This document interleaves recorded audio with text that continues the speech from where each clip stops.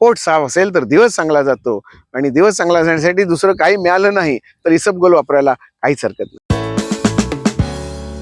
नमस्कार, मी वैद्य सुविनय दामले. कॉन्स्टिपेशनसाठी आणखीन काही उपाय सांगता येईल का?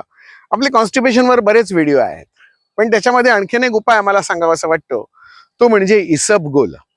इसबगोल हे जगन्मान्य औषध आहे असं म्हटलं तरी चालेल. औषधाचं काम काय आहे?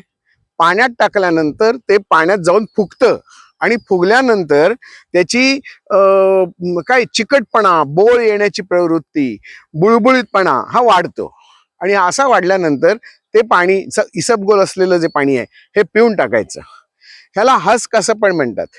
पिऊन टाकलं की पोटात जाऊन सुद्धा ते फुगण्याची प्रोसेस सुरूच राहते. त्यामुळे आतड्यामध्ये जो मळ चिकटलेला असतो त्याला पुढे ढकलून बाहेर काढणं हे ह्या इसबगोलचं काम असतं. इसबगोलचं तसं वात कमी करणं, पित्त कमी करणं, कफ कमी करणं असे काही फारसे उपयोग नाहीत, परंतु त्याला ढकलून पुढे काढणं, जो मळ अडकलेला आहे त्याला, असं एक काम त्या इसबगोलचं होतं. आणि त्यामुळे फक्त भारतातच नाही तर परदेशामध्ये देखील पोट साफ होण्यासाठी, कॉन्स्टिपेशन रिलीज होण्यासाठी या इसबगोलचा वापर केला जातो. इसबगोल हे एका असं भुसभुशीत असलेलं असं एक द्रव्य आहे. मलाही अजून ते माहिती नाहीये की ते फळाची पावडर आहे की बी आहे की आणखीन चूर्ण आहे. मलाही खरोखरच सांगायचं तर मला माहित नाही. जे बाजारात इसबगोल म्हणून जे मिळतं ते इसबगोल आपण वापरायचं. डोस सर्वसाधारणपणे ॲडल्ट डोस जो आहे, 1 चमचा अर्धा कप पाण्यात भिजत टाकायचं, 10 मिनिटात ते फुगतं आणि फुगल्यानंतर ते पिऊन टाकायचं. असंच आणखीन आयुर्वेदात दुसरं काही सांगितलंय का? हो, सांगितलंय. आळीव आहेत, तुळशीचं बी आहे, सब्जाचं बी आहे. यावरचे व्हिडिओ आपले आहेत.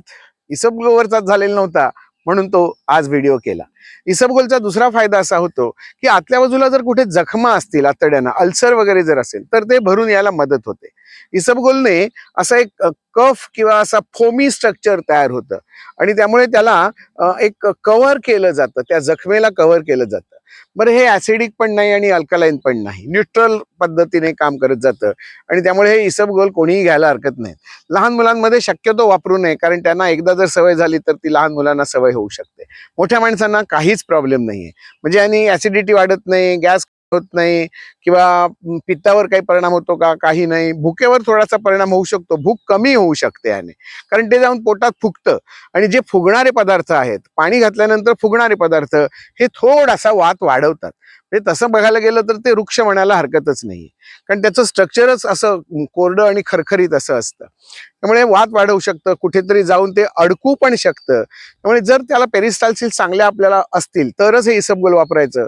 पेरिस्टाल्सिस वाढण्यासाठी इसबगोलचा उपयोग होत नाही. पेरिस्टाल्सिस वाढवण्यासाठी कुठचा वनस्पती आपल्याला वापरता येऊ शकते?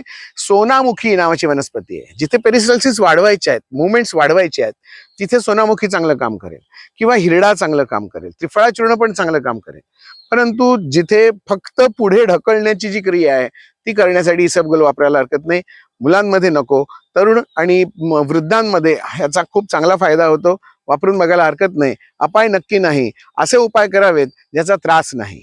मग त्याच्यात इसबगोल येतं म्हणून वापरायला हरकत नाही. वापरून बघा. पण तेही वापरायचं नसेल तर पोट साफ होण्यासाठी आणखीन काही उपाय?